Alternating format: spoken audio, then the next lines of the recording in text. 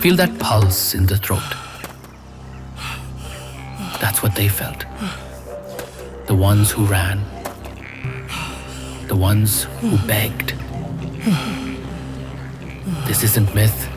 It happened. The roads still remember. For once there was a killer who lived in the shadows. The walking nightmare of Kosal. He killed for coin and for count. Every finger of his victim fed the garland, and the garland fed him a name.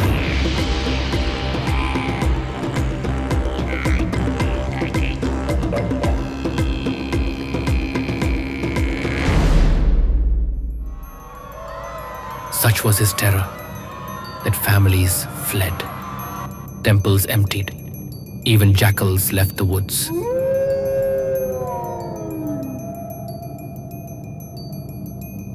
The word spread thick and fast.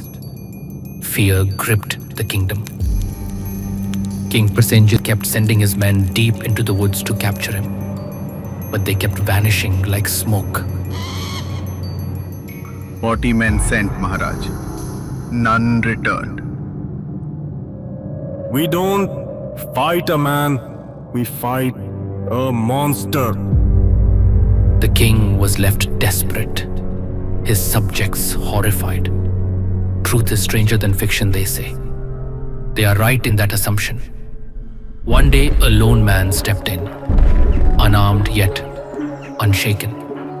The wildfire news had reached him too, so he came to confront it. And it was Buddha himself.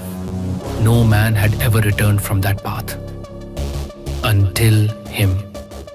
Angulimal smiled. This was yet another easy picking for him. So he charged, fast, furious, kill mode. But the distance stayed. He kept chasing, yet the distance stayed. He couldn't touch the monk's stillness. This was new. This was not so easy after all. Stop! Stop! Bhikshu! I have stopped, Angulimal. When will you? I don't know how to stop. Then let it go. Whatever you carry, cast it down. That moment cracked him. Rage met a mirror. He who outran kings finally stood still. That meant one less ghost in the jungle and one more monk in the making. But how did he even get here?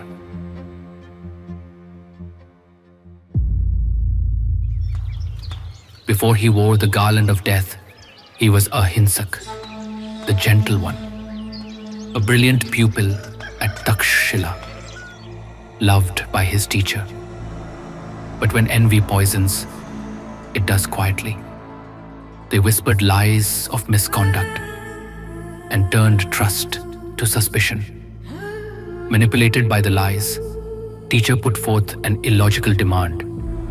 If you truly seek my knowledge, bring sacrificial offering of 1,000 human fingers. And that's how a scholar turned slayer. Each finger, a cry for acceptance. But when Buddha spoke, it wasn't just heard, it was felt. She followed him quietly into the Jetvan monastery in Shravasti. He was among strangers who feared him once, yet under a teacher who didn't. Some time passed, and king came looking for him with justice in hand. But he only found transformation. Rage met stillness. When Buddha spoke, the king willfully chose silence and forgot a foe. But the world remembers, and pain always circles back. One day, Angulimal was out on his alms round. The villagers saw robes, but they remembered fingers. They attacked and stoned him so severely that he returned to the monastery bleeding with torn robes. That night, anger returned, like an old friend, inviting him back.